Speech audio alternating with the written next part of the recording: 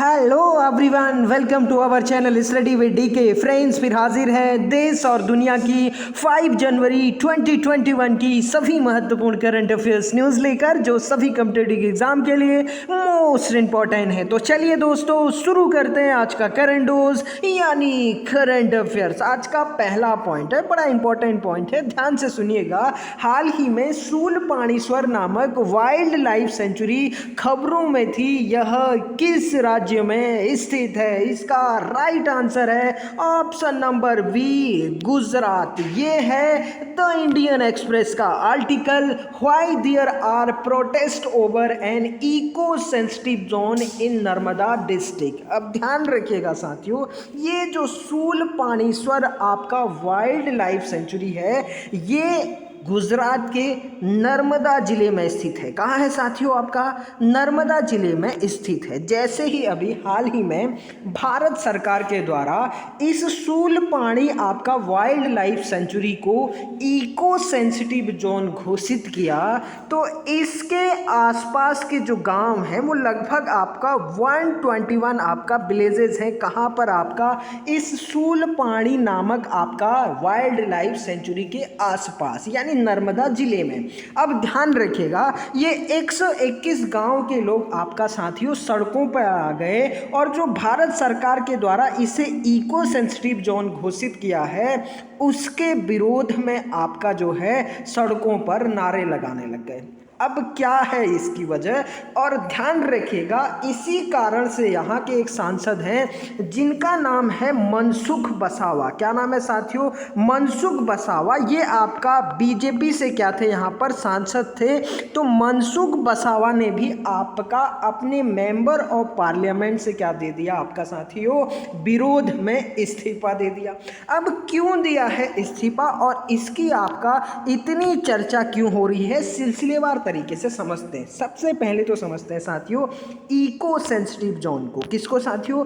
Eco sensitive zone को समझते हैं। ये इको सेंसिटिव जोन होते क्या है, और इसके विरोध में आपका जो नर्मदा डिस्ट्रिक्ट से 121 गांव के लोग हैं, वो आपका यहाँ पर विरोध क्यों कर रहे हैं, इसको हम लोग अच्छे से समझते हैं। ध्यान रखिएगा साथियों, वन अधिनियम 1986, क्या साथियों? फॉरेस्ट एक्ट आपका, जो फॉरेस्ट आपका जो एक्ट है 1986 के तहत। कब साथियों? आपका फॉरेस्ट एक्ट 1986 के तहत ये प्रावधान किया गया है कि किसी भी वन संरक्षित क्षेत्र या नेशनल पार्क यानी राष्ट्रीय उद्यान या किसी वाइल्ड लाइफ सेंचुरी के 10 किलोमीटर क्षेत्र को आपका इको सेंसिटिव जोन घोषित किया जा सकता है। अब ध्यान रखिएगा साथियों, ये जो आपका मान लीजिए कोई यहाँ पर नेशनल पार्क है, या आपका संरक्षित क्षेत्र है,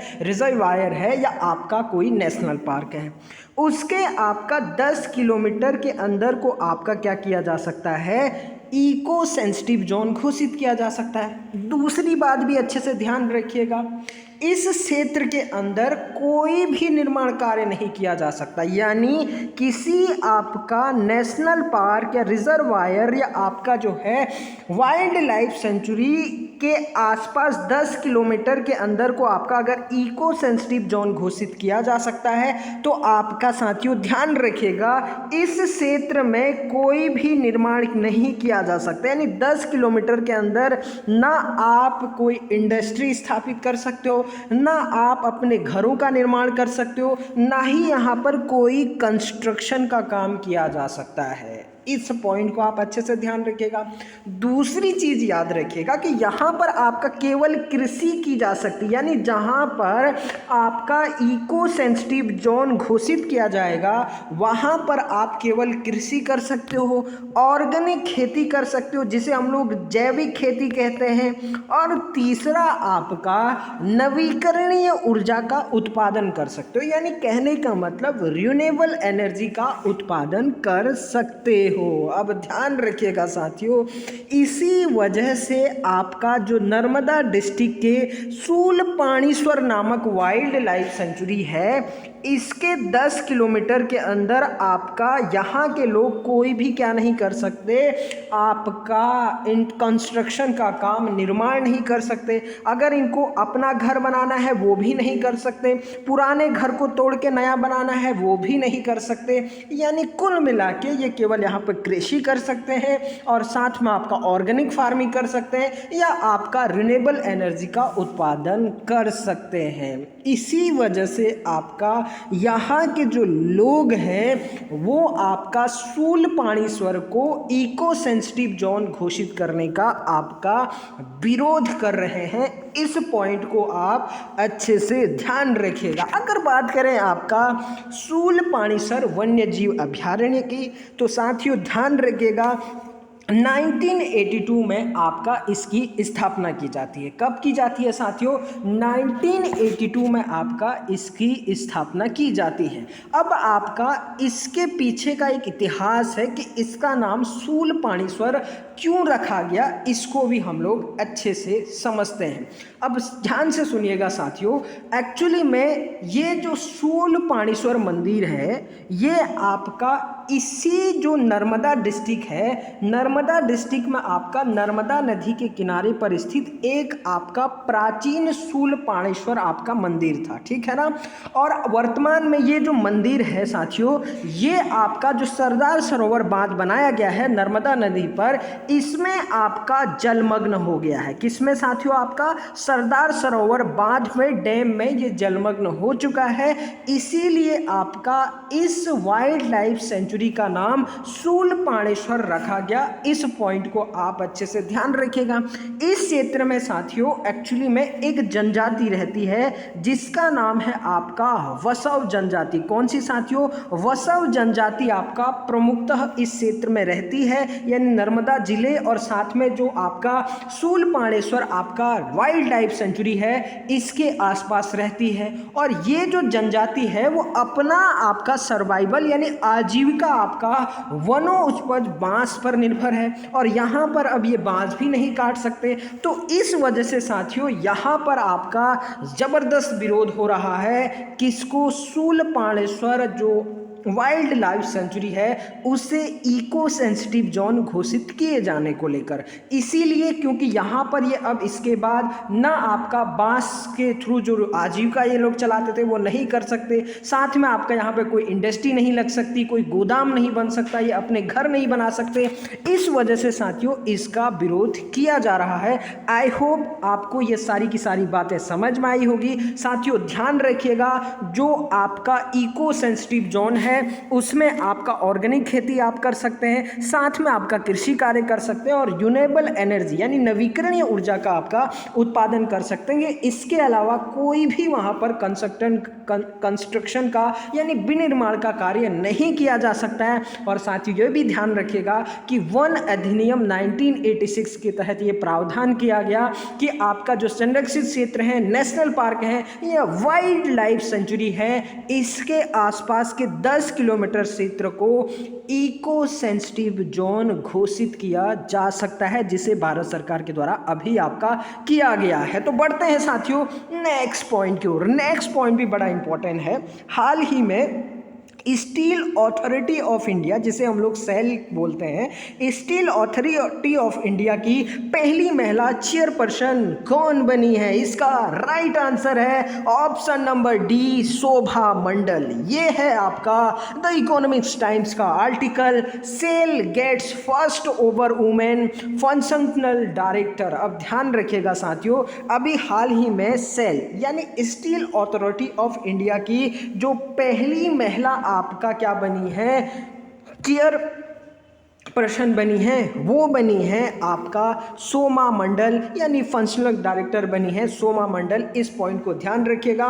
ये सेल के इतिहास में पहली महिला है जिन्हें आपका इसका चेयरपर्सन बनाया गया है। अगर बात करें आपका सेल की यानी steel authority of India limited की, तो ध्यान रखिएगा इसकी स्थापना 1954 में होती है। कब होती है साथियों? 1954 में होती है। और इसका हेडक्वार्टर यानी मुख्यालय है आपका न्यू दिल्ली में। इस पॉइंट को भी आप अच्छे से नोट कर लीजिएगा।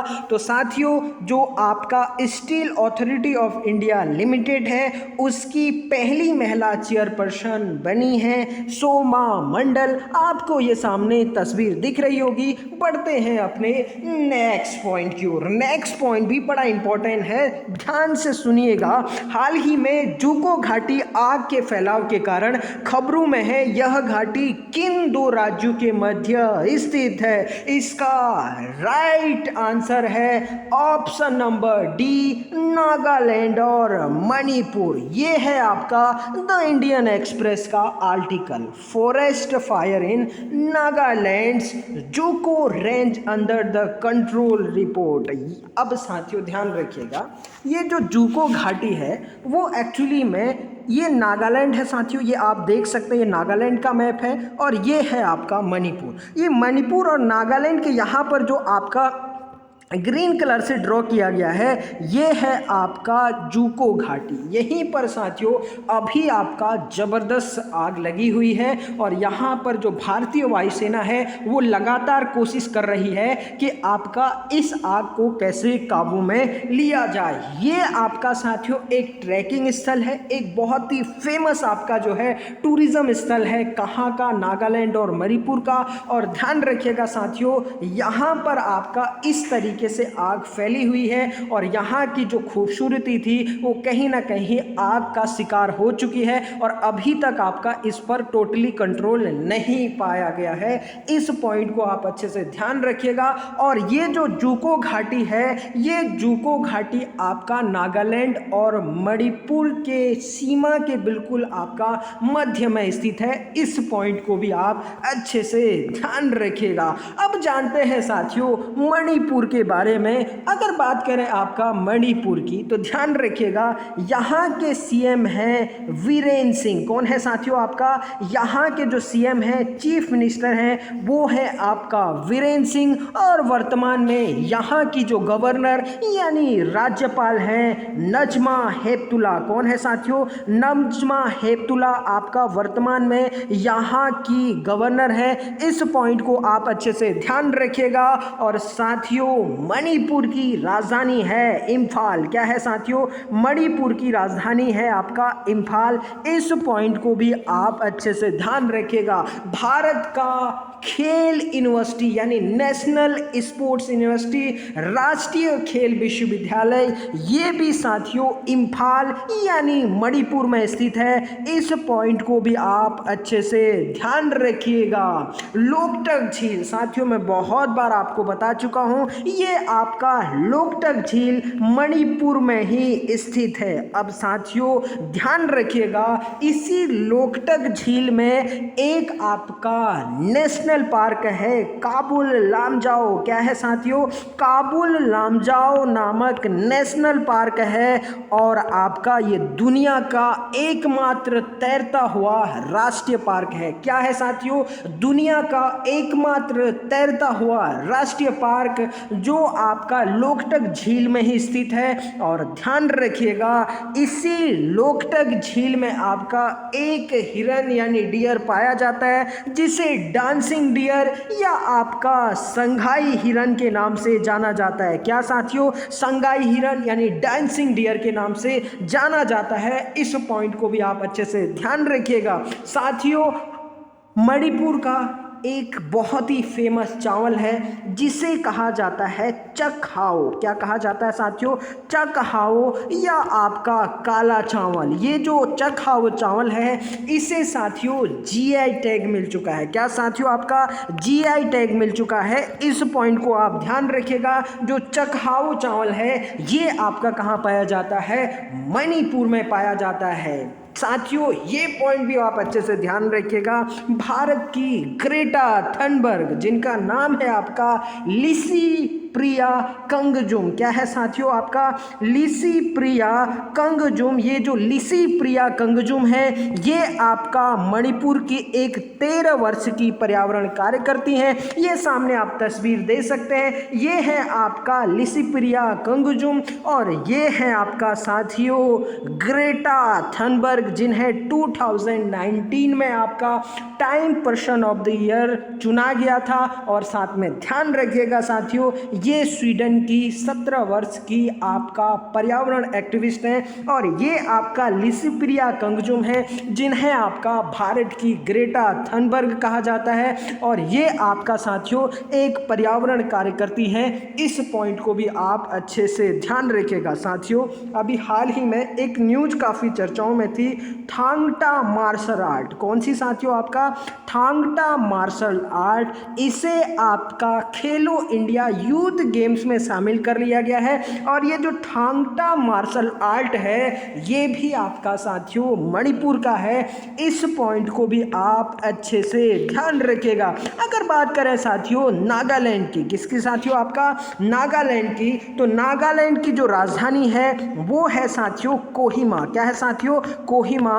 इस पॉइंट को आप अच्छे से ध्यान रखिएगा। नेफ्यू रियो। कौन से साथियों? आपका नागालैंड के जो सीएम है उनका नाम है नेफ्यू रियो, जबकि यहाँ के राज्यपाल हैं RN रवि। क्या है साथियों? आपका RN रवि यहाँ के राज्यपाल हैं। अब साथियों कल ही हमने आपका अफसफा कानून के बारे में पढ़ा था। क्या पढ़ा था साथियों? अफसफा कानून के बारे में पढ़ा था और 6 महीने के लिए यहाँ पर आपका जो अफसफा कानून है ये आपका लागू कर दिया गया है। कल इसके बारे में मैंने बहुत डिटेल से कल की करंट वीडियो में चर्चा की है साथियों। ध्यान रखिएगा, स्लेश और बर्न खेती साथियों, जिसे हम लोग आपका झूम खेती कहते हैं। क्या साथियों? आपका स्लेश और बर्न खेती इसी आपका नागालैंड में की जाती है। इस पॉइंट को ध्यान रखिएगा। कौन सी खेती साथियों? स्लेश और जो बर्न खेती की जाती है वो आपका नागालैंड में की जाती है, जिसे हम लोग झूम खेती कहते हैं, झूम खेती कहते हैं। एक साथियों इंपॉर्टेंट महोत्सव यहाँ पर मनाया जाता सॉरी माफ करिएगा, हॉर्नबिल महोत्सव। कौन सा महोत्सव साथियों? हॉर्नबिल महोत्सव भी आपका कहाँ मनाया जाता है? मणिपुर में मनाया जाता है। इन सारे पॉइंट्स को आप नोट कर लीजिएगा। और साथियों मैंने एक पॉइंट बता था कि ये 1963 में, क्या साथियों? 1963 में भारत के 16वें राज्य के रूप में आपका स्थापित होता है 1 दिसंबर 1963 को। तो ये सारी एडिशनल जानकारियां स्टैटिक जीके थी साथियों। किसके बारे में? नागालैंड और मणिपुर के बारे में। नोट कर लीजिएगा।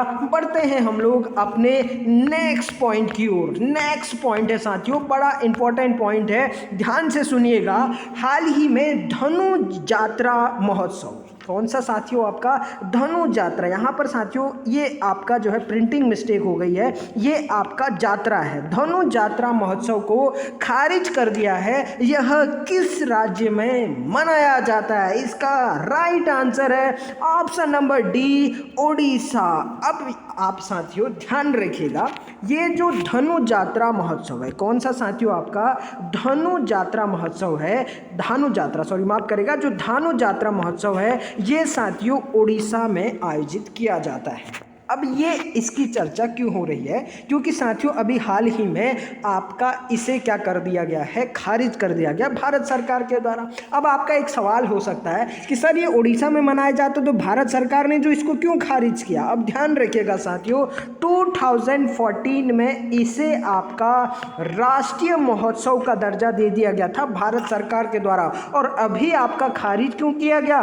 कोविड-19 की वजह से। किसके वजह से साथियों? कोरोना की वजह से आपका इसे क्या कर दिया गया है? इस बार इसका आयोजन नहीं होगा, ये आपका भारत सरकार ने घोषणा कर दी है। अब ध्यान रखिएगा साथियों, ये जो थिएटर दिख रहा है यहीं पर आपका साथियों जो धानु जात्रा महोत्सव है उसका आपका मंचन किया जाता है। अब आप सवाल पूछेंगे कि सर इसमें मंचन क्या किया जाता है, इसको भी बता देते हैं। एक्चुअली में साथियों जो आपका श्री कृष्ण और कर्ण के बीच की कहानी है, ठीक है ना। किसके बीच में साथियों? श्री कृष्ण और कंस के बीच में। माफ करिएगा, मैं कर्ण कह चुका हूँ, कंस। क्या साथियों? आपका श्री कृष्ण और कंस के बीच में जो कहानी है उसी को आपका इस मंच पर, इस थिएटर पर आपका दर्शाया जाता है। और साथियों ध्यान रखिएगा, नोट कर लीजिएगा, विश्व का जो सबसे बड़ा खुला थिएटर है इसका नाम है धानु जात्रा। क्या है साथियों?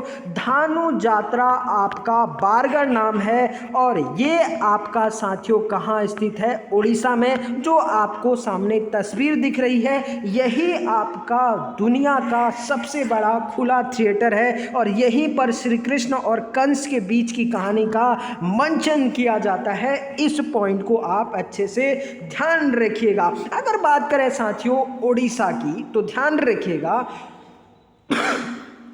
ओडिशा, यहाँ के सीएम है आपका नवीन पटनायक और यहाँ की राजधानी है साथियों भुवनेश्वर। इस पॉइंट को ध्यान रखिएगा।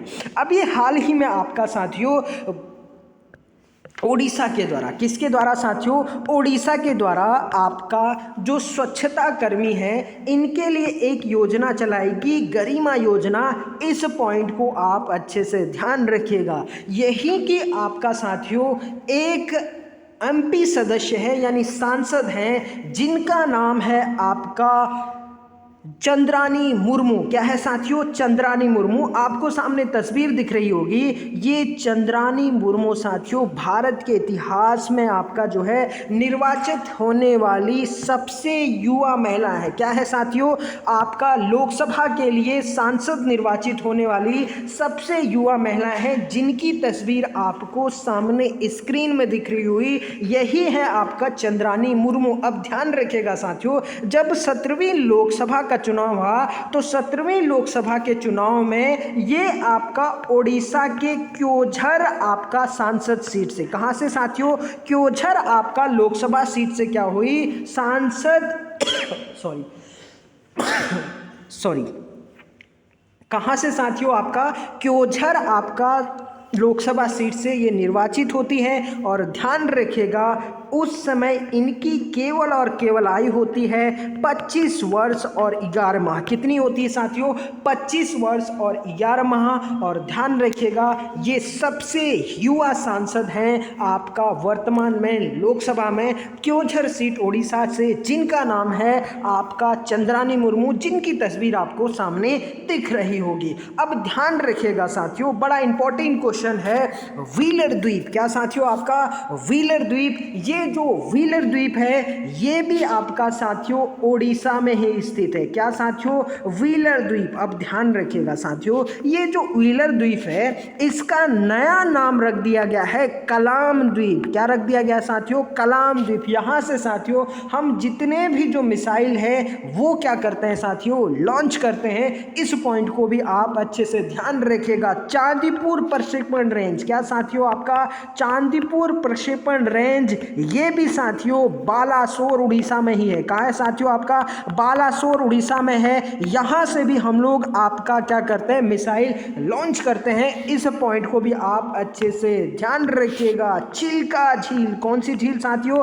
चिल्का झील। ये भी कहाँ है साथियों? आपका ओडिशा में ही स्थित है। और ध्यान रखिएगा चिल्का झील भारत की सबसे बड़ी लैगून झील है। कौन सी झील साथियों? भारत की सबसे बड़ी लैगून झील है। इस पॉइंट को भी आप अच्छे से ध्यान रखिएगा। दुनिया का सबसे लंबा डैम हीराकुंड डैम, कौन सा साथियों? माफ करेगा, हीराकुंड डैम यानी आपका हीराकुंड बांध। ये हीराकुंड बांध भी साथियों ओडिशा में ही महानदी के आपका साथियों नदी पर है, यानी महानदी पर ही स्थित है। इस पॉइंट को भी आप अच्छे से ध्यान रखिएगा। और साथियों ओडिशा में ही आपका सूर्य मंदिर यानी कौन सा साथियों? आपका सन टेम्पल स्थित है। कौन सा मंदिर साथियों? सूर्य मंदिर स्थित है। और ध्यान रखिएगा इसे आपका ब्लैक पैगोडा भी कहा जाता है। क्या कहा जाता है साथियों? ब्लैक पैगोडा भी आपका इस सूर्य मंदिर को कहा जाता है। क्या कहा जाता है साथियों? Black pagoda. नोट कर लीजिएगा, बहुत बार एग्जाम में पूछा गया है। ये आपका सूर्य मंदिर को कहा जाता है। और ध्यान रखिएगा ये जो सूर्य मंदिर है जो उड़ीसा में स्थित है, इसका जिसका निर्माण गंगवंशीय नरसिंहवर्मन फर्स्ट ने किया था। किसने साथियों? नरसिंहवर्मन फर्स्ट ने आपका जो माफ करिएगा सूर्य टेम्पल है यानी कोणार्क का सूर्य मंदिर है, इसका आपका निर्माण किया था। इस पॉइंट को आप ध्यान रखिएगा। जबकि साथियों आपका जो गोल्डन टेम्पल है वो आपका अमृतसर पंजाब में है। गुरु अर्जुन देव के द्वारा इसकी स्थापना की गई थी और आपका राजा रणजीत सिंह के द्वारा इसमें क्या किया गया था? आपका सोना लगाया गया था। तो साथियों इस पॉइंट को भी ध्यान रखिएगा क्योंकि ये मेरे मुंह से निकल गया था तो इसलिए मैंने इसके बारे में भी आपको जानकारी दे दी है। लेकिन ध्यान रखिएगा जो कोणार्क सूर्य मंदिर है वो आपका कहाँ है साथियों? ओडिशा में है। इस पॉइंट को भी आप अच्छे से नोट कर लीजिएगा। साथियों यहाँ के 2-3 फेमस आपका नेशनल पार्क हैं, नोट कर लीजिएगा। एक तो है आपका सिमलीपाल। कौन सी साथियों? आपका सिमलीपाल आपका जो नेशनल पार्क है ये उड़ीसा में स्थित है। दूसरा साथियों गहीरमाथा। कौन सा साथियों? गहीरमाथा। और तीसरा है साथियों भितरकनिका। कौन सा साथियों? भितरकनिका। ये भी आपका यहाँ पर फेमस आपका राष्ट्रीय उद्यान है, नोट कर लीजिएगा इनको। बढ़ते हैं अपने नेक्स्ट पॉइंट की ओर। नेक्स्ट पॉइंट भी बड़ा इंपॉर्टेंट है। हाल ही में एवियन इन्फ्लुएंजा खबरों में था जिसके कारण किस राज्य में कौओं की मौत हुई? इसका राइट आंसर है ऑप्शन नंबर ए राजस्थान। ये है आपका द इंडियन एक्सप्रेस का आर्टिकल। Bird flu scare after death of 250 crores since December in Rajasthan. अब साथियों अभी आपका यहाँ पर लगभग 250 कौवों की क्या हुई है?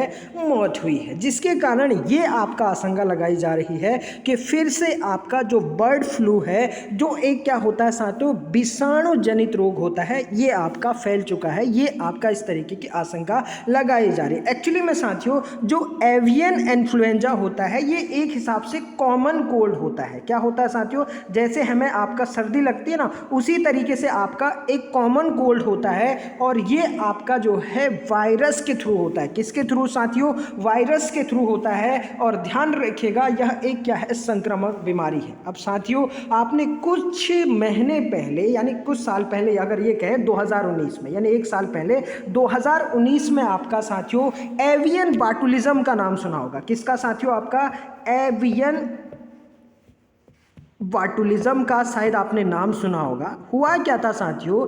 इस एवियन बाटुलिज्म के कारण सांबर झील में जो प्रवासी पक्षी होते हैं जो आपका साथियों माइग्रेट होकर आपका कहाँ आते थे? सांबर झील में जो राजस्थान में है, प्रवासी पक्षियों की आपका मौत हो जाती है। ठीक है साथियों, तो होता क्या है कि जो एवियन इन्फ्लुएंजा है या ये कहें कि आपका जो बर्ड फ्लू है वो आपका पक्षियों के माध्यम से होता है। ठीक है ना? जैसे हम लोग किसी पक्षियों को खाते हैं या आपका पक्षियों के संपर्क में आते हैं तो इससे आपका साथियों बर्ड फ्लू होता है। और साथियों ध्यान रखिएगा आपका जो संक्रामक रोग है इसका पहला मनुष्य के अंदर यानी कहने का मतलब आपका जो एवियन इन्फ्लुएंजा है इसका आपका पहला मनुष्य के अंदर जो वायरस पाया गया था उसका नाम है H5N1 जिसे हम लोग बर्ड फ्लू के नाम से भी जानते हैं। और ध्यान रखिएगा इसका पहला जो केस आया था वो आपका हांगकांग में आया था। कहाँ आया था साथियों? हांगकांग में आया था। तो ध्यान रखिएगा जो आपका एवियन इन्फ्लुएंजा है इसके कारण अभी हाल ही में आपका जो राजस्थान है,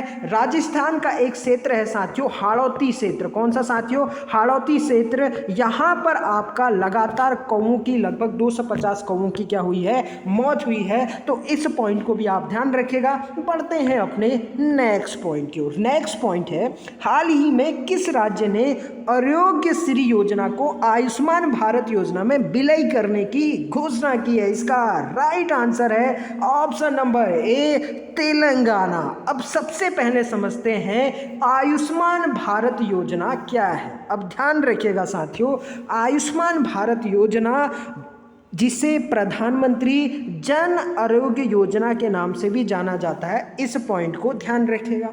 इस योजना की शुरुआत भारत सरकार के द्वारा, किसके द्वारा साथियों?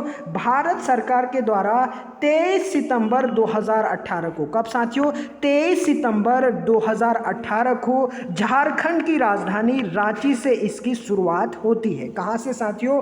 झारखंड की राजधानी रांची से 23 सितंबर 2018 को प्रधानमंत्री जन आरोग्य योजना, जिसे आयुष्मान भारत योजना के नाम से भी जानते हैं, इसकी साथियों आपका शुरुआत होती है। अब क्या है ये आयुष्मान योजना? ध्यान रखिएगा साथियों, इस योजना के तहत आपका 5 लाख प्रति परिवार, क्या साथियों? आपका 5 लाख प्रति परिवार आपका सालाना मुफ्त इलाज प्रदान किया जाएगा, यानी बीमा प्रदान किया जाएगा। दूसरा पॉइंट ध्यान रखिएगा, 10 करोड़ आपका जो है गरीब और जरूरतमंद परिवारों को, कितना साथियों? 10 करोड़ गरीब और जरूरतमंद परिवारों को आपका क्या दिया जाएगा? इसके तहत आपका लाभान्वित किया जाएगा। और जबकि इसी के तहत 50 करोड़ लोगों को आपका साथियों क्या दिया जाएगा? आपका इस योजना का कहीं ना कहीं लाभ प्रदान किया जाएगा। इस पॉइंट को आप ध्यान रखिएगा। और साथियों, ये दुनिया की सबसे बड़ी आपका क्या है?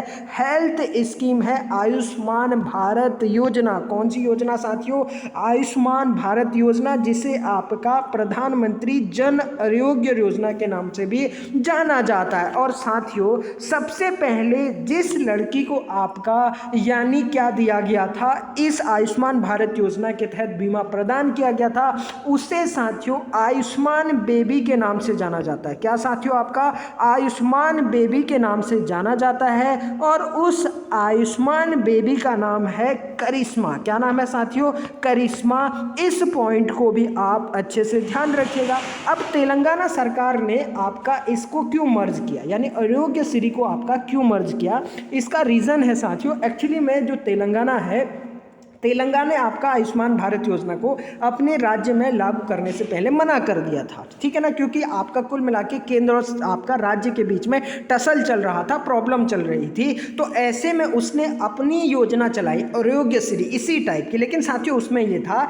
कि 2 लाख आपका जो है प्रति परिवार क्या दिया जाएगा? बीमा प्रदान किया जाएगा। और वो केवल आपका गरीबी रेखा से नीचे जीवन यापन करने वालों लोगों को, कहने का मतलब जो आपका BPL आपका कार्ड जिसके पास होगा उसी को प्रदान किया जाएगा, यानी बिलो पॉवर्टी लाइन, यानी गरीबी रेखा से नीचे जीवन यापन करने वाले लोगों को दिया जाएगा। तो अभी आपका उस टसल को भूलते हुए तेलंगाना सरकार ने क्या कर दिया है साथियों? आपका इसको मर्ज कर दिया गया है। इस पॉइंट को आप अच्छे से ध्यान रखिएगा। अगर बात करें आपका तेलंगाना की, तो साथियों ध्यान रखिएगा, ये डेट बड़ा इंपॉर्टेंट है। तेलंगाना की जो स्थापना होती है वो होती है 2 जून 2014 को, यानी आपका 2 जून 2014 को तेलंगाना भारत के 29वें राज्य के रूप में स्थापित होता है। लेकिन साथियों ध्यान रखिएगा, अभी वर्तमान में भारत में आपका 28 राज्य और प्लस 8 केंद्र शासित प्रदेश है, क्योंकि जम्मू कश्मीर के राज्य का दर्जा खत्म कर दिया गया। इस पॉइंट को आप अच्छे से ध्यान रखिएगा। चंद्रशेखर राव, कौन साथियों? आपका के चंद्रशेखर राव यहाँ के आपका क्या है? वर्तमान में CM है। इस पॉइंट को भी आप नोट कर लीजिएगा।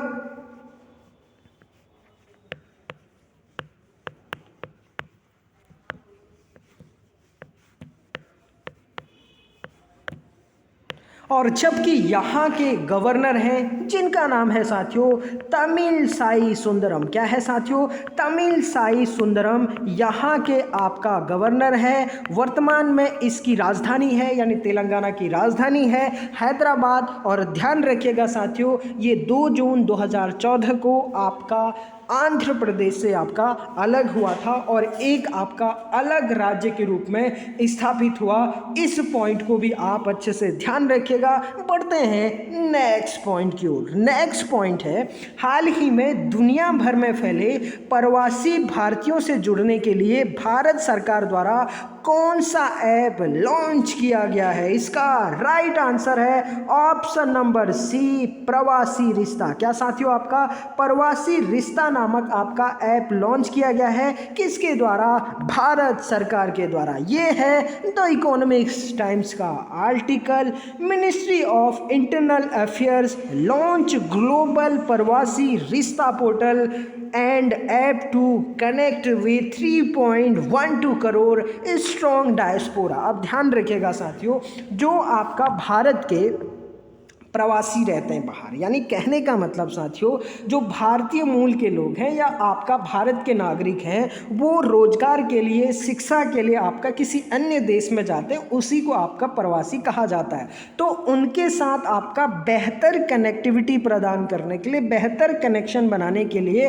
रिश्ते बनाने के लिए ही भारत सरकार के द्वारा global Pravasi Rishta portal launch किया गया है, जहां पर आपका सारी जो जानकारियां हैं वो आपका साथियों प्रदान की जाएगी। और इस पॉइंट को भी आप अच्छे से ध्यान रखिएगा।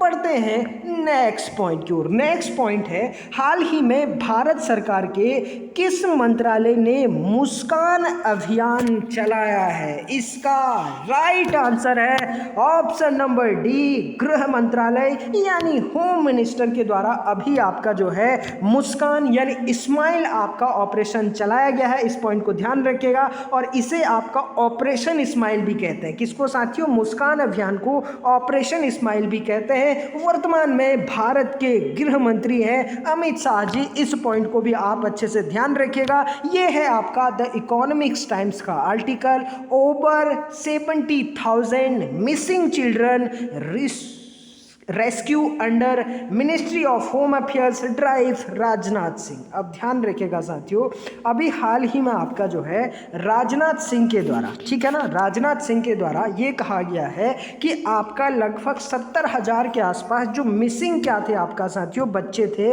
उनको रेस्क्यू के तहत आपका यानी बचाया गया है। ये आपका किसने कहा है? राजनाथ सिंह ने कहा है, जो वर्तमान में साथियों क्या है? भारत के आपका रक्षा मंत्री हैं। इस पॉइंट को आप ध्यान रखिएगा। तो operation smile was first launch by the home ministry in January 2015। साथियों, इसे आपका 2015 में आपका लॉन्च किया गया था और आपका जो है काफ़ी बेहतर तरीके से काम करने की वजह से इसे और बेहतर करने की कोशिश की जा रही है। किसके द्वारा? आपका भारत के गृह मंत्रालय के द्वारा। अब साथियों, ये क्या चीज़ है एक्चुअली में साथियों? जो लापता बच्चे होते हैं, ठीक है ना, यानी कहने का मतलब आपका गुम हो जाते हैं बच्चे, तो उन गुमशुदा बच्चों की खोज करने के लिए, उनके कैसे आपका जो है कैसे बेहतर आपका उनके लिए जीवन हो, उसी के लिए साथियों उनके गार्जियनों तक हम कैसे पहुंचाएं, इसी के लिए साथियों भारत सरकार के द्वारा ऑपरेशन आपका क्या चलाया गया? स्माइल चलाया गया। और इस पॉइंट को ध्यान रखिएगा, ये आपका गृह मंत्रालय के द्वारा चलाया गया अभियान है। बढ़ते हैं अपने नेक्स्ट पॉइंट की ओर। नेक्स्ट पॉइंट है, हाल ही में भारत की प्रथम महिला शिक्षिका सावित्रीबाई फुले की 3 जनवरी को कौन सी जयंती मनाई गई? इसका राइट आंसर है 109वीं जयंती। ये है आपका साथियों सावित्रीबाई फुले की तस्वीर, जिन्हें भारत की पहली महिला शिक्षिका और महान समाज सुधारक कहा जाता है। 1831 में इनका जन्म होता है और 1897 में आपका इनकी मृत्यु होती है। अब थोड़ा जानते हैं कौन थी ये आपका सावित्रीबाई फुले और आपका इन्हें भारत की प्रथम महिला शिक्षिका क्यों कहा जाता है। सबसे पहले तो ध्यान रखिएगा साथियों, जो ज्योतिबा फुले होते हैं ये आपका इनसे विवाह करते हैं। उस समय आपका जो सावित्रीबाई फुले जी थी ये ज़्यादा पढ़ी लिखी नहीं थी, लेकिन साथियों समाज बदलने के लिए, लड़कियों के प्रति सोच बदलने के लिए आपका जो ज्योतिबा फुले होते हैं ये आपका साथियों सावित्रीबाई फुले को पढ़ाते हैं शादी के बाद, ठीक है, यानी अपनी पत्नी को ये पढ़ाते हैं, उनको आपका साथियों शिक्षा देते हैं। और जब शिक्षा देते हैं तो आपका साथियों ये दोनों मिलकर आपका भारत का का पहला बालिका स्कूल खोलते हैं 1848 में। कब साथियों?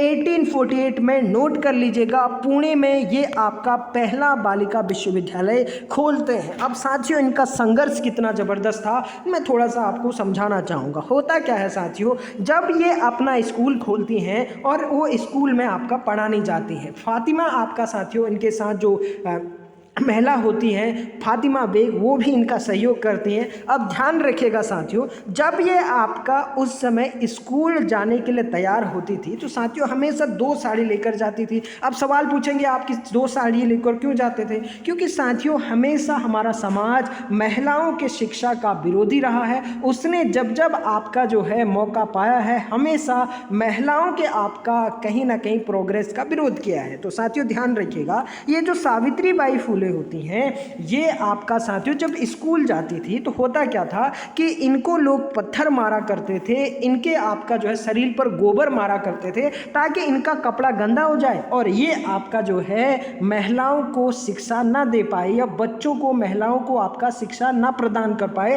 ताकि आपका जो महिलाएं हैं वो आपका रूढ़िवादी समाज में ही जीते रहें, उन रूढ़िवादी आपका विचारधाराओं को ही फॉलो करते रहें। लेकिन ध्यान रखिएगा साथियों, इतनी मुश्किलों के बावजूद भी इनके जो आपका हस्बैंड थे ज्योतिबा बाई फुले, जिन्हें महात्मा के नाम से भी जाना जाता है, ध्यान रखिएगा इन्हीं के द्वारा सत्यशोधक समाज की स्थापना की गई थी। और साथियों ध्यान रखिएगा, इसी सत्यशोधक समाज ने आपका जो डिप्रेस क्लास है, साथ में महिलाएं हैं और बालिका शिक्षा है, इस पर आपका बहुत बड़ा काम किया था। और इन्हीं के द्वारा फिर लगातार आपका साथियों यूनिवर्सिटी वहाँ पर विद्यालय खोले गए। और ध्यान रखिएगा साथियों, इन्हीं संघर्ष की वजह से आज जितनी भी आपका लड़कियां आगे बढ़ रही हैं, वीमेन आगे बढ़ रही हैं और आपका साथियों देश के आपका कल्याण में, देश के प्रोग्रेस में कंट्रीब्यूशन निभा रही हैं और डिफरेंट पोस्ट पे आपका जो है अपॉइंट हो रही हैं। इनकी जो बीज था, इसकी जो शुरुआत की थी वो साथियों आपका सावित्री बाई फुले ने की थी। इस पॉइंट को ध्यान रखिएगा, इसीलिए इन्हें भारत की प्रथम महिला शिक्षिका कहा जाता है, क्योंकि साथियों वीमेंस को, महिलाओं को लंबे समय से ही आपका शिक्षा से वंचित किया गया और ये आपका चला आ रहा था। लेकिन इस बाइनरी को आपका इस महान महिला समाज सुधारक ने तोड़ा। तो ध्यान रखिएगा साथियों, अभी हाल ही में आपका 3 जनवरी को इनकी 190वीं जयंती मनाई गई है, जिन्हें भारत की पहली महिला शिक्षिका भी कहा जाता है। इस पॉइंट को आप अच्छे से ध्यान रखिएगा। और आपका जो सावित्री बाई फुले यूनिवर्सिटी है इन्हीं के नाम पर रखा गया है, जो साथियों आपका पुणे में स्थित है। इस पॉइंट को भी ध्यान रखिएगा। और महाराष्ट्र सरकार ने साथियों जो सावित्री बाई फुले का जन्मदिन है, इसे आपका 3 जनवरी को सावित्री उत्सव के रूप में, किस उत्सव के रूप में साथियों? सावित्री उत्सव के रूप में मनाने की घोषणा की है। तो साथियों हमें आपका सावित्री बाई फुले से सीखना चाहिए कि संघर्ष कितना भी हो, परिस्थितियां कुछ भी हो, लेकिन अगर हमारा लक्ष्य आपका मजबूत है, हमारे इरादे मजबूत हैं, तो हम किसी भी मंजिल को आपका पा सकते हैं। और आज उन्हीं के संघर्ष का परिणाम है कि उन्हें आपका भारत की प्रथम महिला शिक्षिका, और साथ में उन्होंने उन सारी महिलाओं के जंजीरों को तोड़ा, आगे का रास्ता आपका जो है बनाया, जिसकी वजह से आज हम एक कहीं ना कहीं इक्वल समाज की कल्पना कर पाते हैं और महिलाएं आपका साथियों आगे बढ़ रही हैं। बढ़ते हैं अपने नेक्स्ट पॉइंट पे। नेक्स्ट पॉइंट बड़ा इंपॉर्टेंट है। हाल ही में देश की सबसे युवा पंचायत अध्यक्ष कौन चुनी गई है? इसका राइट आंसर है option number D, Reshma Mariam Roy. अब ये है आपका द न्यू इंडियन एक्सप्रेस का आर्टिकल। Reshma to be youngest panchayat president in Kerala. Kerala का एक गांव है साथियों जिसका नाम है अरुवापुलम। क्या है साथियों? अरुप्पापुलम। ठीक है ना, थोड़ा टिपिकल सा नाम है, इसको आप साथियों नोट कर लीजिएगा। अरुवापुलम आपका ये ग्राम पंचायत है। इसी ग्राम पंचायत की आपका साथियों सबसे युवा पंचायत अध्यक्ष चुनी गई हैं रेशमा मरियम राय। ये आपको सामने तस्वीर दिख रही होगी। कुछ दिन पहले हमने साथियों तिरुवनंतपुरम की सबसे युवा मेयर चुनी गई थी, जिनका नाम था आर्य राजेंद्रन। और अभी आपका सबसे युवा आपका पंचायत अध्यक्ष चुनी गई हैं अरुवापुलम की, और उनका नाम है साथियों रेशमा मरियम रॉय।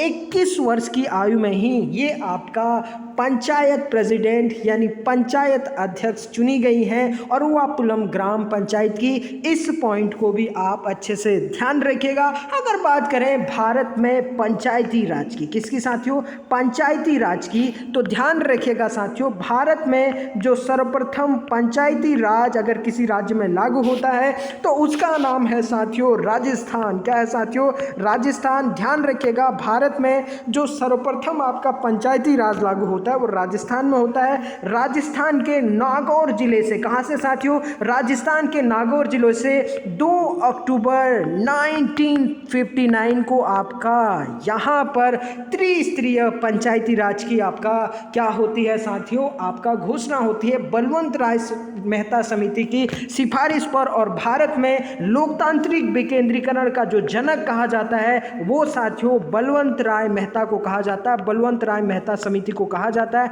इस पॉइंट को आप अच्छे से ध्यान रखिएगा। जबकि साथियों आपका एक संविधान संशोधन है, नोट कर लीजिएगा, 73वां संविधान संशोधन। कौन सा साथियों, 73वां संविधान संशोधन, जिसे आपका 73वां कॉन्स्टिट्यूशनल अमेंडमेंट भी कहा जाता है। इसी 73वां संविधान संशोधन 1992 के तहत संपूर्ण भारत में आपका साथियों पंचायती राज लागू किया गया और वो लागू हुआ साथियों 24 अप्रैल, कब साथियों, आपका 24 अप्रैल 1993 को संपूर्ण भारत में पंचायती राज लागू हुआ, जिसके तहत आपका साथियों ग्राम पंचायत, क्षेत्र पंचायत और जिला पंचायत, 3 आपका साथियों त्रिस्तरीय आपका ग्राम पंचायत की स्थापना हुई। इस पॉइंट को ध्यान रखिएगा। तो 24 अप्रैल 1993 को संपूर्ण भारत में आपका पंचायती राज लागू हुआ और ध्यान रखिएगा इसीलिए 24 अप्रैल को पूरे भारत में प्रत्येक वर्ष आपका क्या मनाया जाता है साथियों, पंचायती राज दिवस मनाया जाता है। क्या मनाया जाता है साथियों, पंचायती राज दिवस। ये पॉइंट भी आप ध्यान रखिएगा। संविधान का साथियों एक बहुत ही महत्वपूर्ण आर्टिकल है जिसे आपका नीति निर्देशक तत्व में पढ़ा जाता है, अनुच्छेद 40। ये अनुच्छेद 40 के तहत आपका राज्य ग्राम पंचायतों की स्थापना करेगा, इसका उल्लेख था। इसी के तहत साथियों 1992 में पंचायती राज एक्ट 73वां आपका कॉन्स्टिट्यूशनल अमेंडमेंट किया जाता है और 243 आपका साथियों आर्टिकल 243 आर्टिकल में आपका इसको मेंशन किया जाता है ए से आपका ओ तक। और ध्यान रखिएगा कि आपका साथियों इसी के लिए जो अनुसूची होती है, अनुसूची 11 आपका जोड़ी जाती है। कौन सी साथियों, शेड्यूल आपका 11 जोड़ी जाती है। और ध्यान रखिएगा इसी शेड्यूल 11 में आपका पंचायती राज का उल्लेख है, जबकि भाग 9 में भी आपका साथियों पंचायती राज का उल्लेख है। तो साथियों इन सारे पॉइंट्स को आप नोट कर लीजिएगा बहुत अच्छे तरीके से। तो ये था दोस्तों आज की सभी महत्वपूर्ण करंट अफेयर्स न्यूज़ का एनालिसिस जो सभी कॉम्पिटिटिव एग्जाम के लिए मोस्ट इंपॉर्टेंट है। तो चलिए दोस्तों फिर मिलते हैं एक नए करंट अफेयर्स न्यूज़ एनालिसिस के साथ। तब तक आप पढ़ते रहिए। Thank you very much. God bless you all.